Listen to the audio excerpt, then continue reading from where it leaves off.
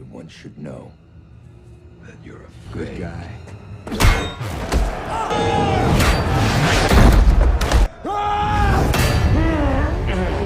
I'm the bad guy! 50 years ago, in a small town, there lived two extraordinary twin brothers named Samaritan and Nemesis. Both were born with superhuman abilities, making them invincible to any weapon.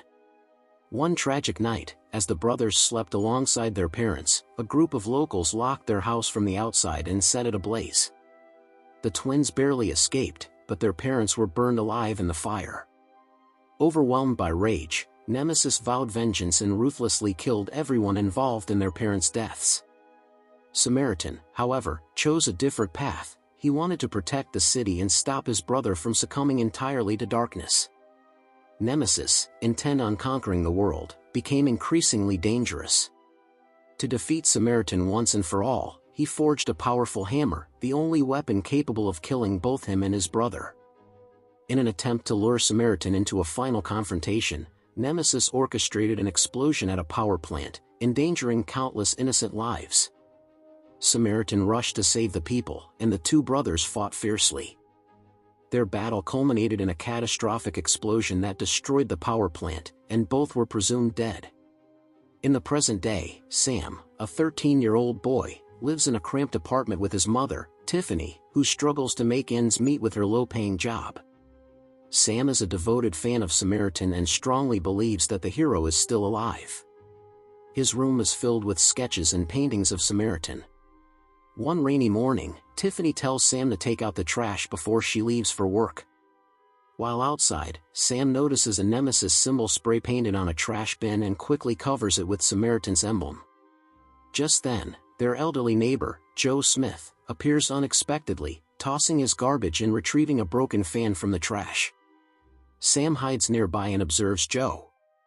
Joe is a solitary man who works in waste collection. In his free time, he repairs discarded appliances and gadgets, selling them to a local pawn shop for extra income. Later, Sam returns from school to find their landlord has locked the apartment because Tiffany hasn't paid rent. Distressed, Sam heads to the park, where Joe passes by carrying an old radio. Curious, Sam asks if it works, to which Joe replies, "Dead as a doornail." When Sam asks why he keeps it, Joe counters by questioning why Sam wears a broken watch, then simply walks away. Shortly after, Sam's friend Jace invites him to earn quick cash. Jace leads Sam to an abandoned building where they steal copper coils worth $40. However, during this theft, a feared gangster named Cyrus, who idolizes Nemesis, arrives with his girlfriend Syl and his gang of criminals. One of Cyrus's men, Reza, tries to recruit Jace for a store robbery, but Jace refuses. Sam, eager to prove himself, agrees to help. His role is to distract the shopkeeper. Sam fakes an injury by smearing ketchup on his forehead, drawing the owner's attention while Reza and his crew steal boxes. When they open them at the scrapyard, they find nothing but potato chips, wrong shipment. Furious, Reza blames Sam, but Cyrus steps in, praises Sam's bravery, gives him $200, and punishes Reza. Sam uses the money to pay their rent but lies to Tiffany about where it came from. The following day, Reza ambushes Sam on his way to school and beats him until Joe intervenes. Joe effortlessly throws Reza's friends aside, and when Reza stabs him with a knife, Joe crushes the blade in his bare hands, leaving the gang stunned. Sam, witnessing this, becomes convinced that Joe is Samaritan. That night, Sam spies on Joe through binoculars and spots a burn scar on his back, reinforcing his belief. Meanwhile, Cyrus escalates his chaos. He raids a police evidence locker by killing a guard with a grenade, stealing Nemesis's helmet and hammer, and using them to destroy the vault door. Sam sneaks into Joe's apartment through a window and finds a file stuffed with old newspaper clippings about Samaritan.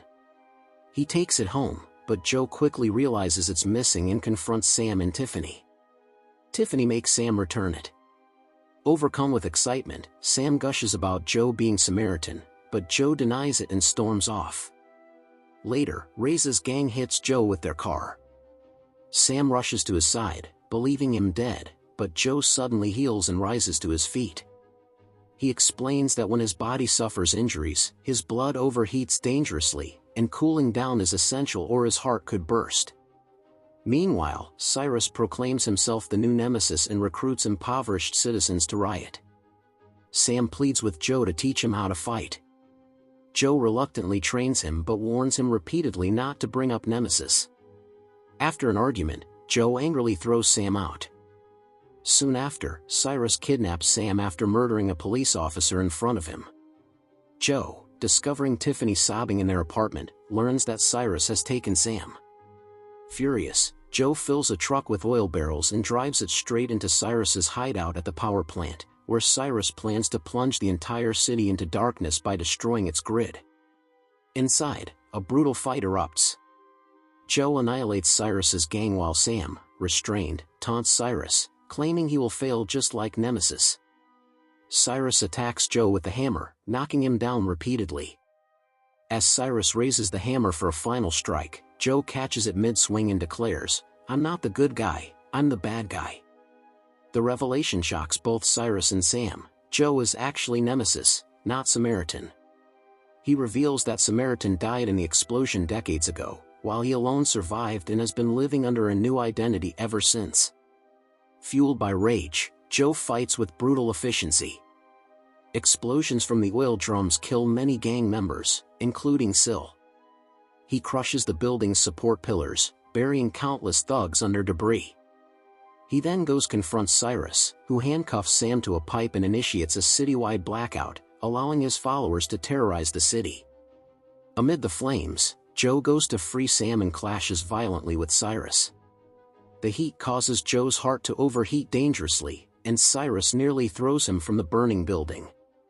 Sam breaks free, strikes Cyrus from behind, and gives Joe the opening to seize the hammer. Wrapping its chain around Cyrus, Joe hoists him overhead and throws him off the building, mirroring how Samaritan once fell. Collapsing from exhaustion, Joe is revived when Sam sprays him with water from a broken pipe, cooling his overheated body. With the building collapsing, Joe carries Sam and leaps to safety. Outside, reporters swarm Sam, demanding answers. Sam boldly declares, "Samaritan saved me. He's still alive." Joe, hiding in the crowd, smirks silently and walks away beneath a bridge, disappearing from sight. The end. Would you like me to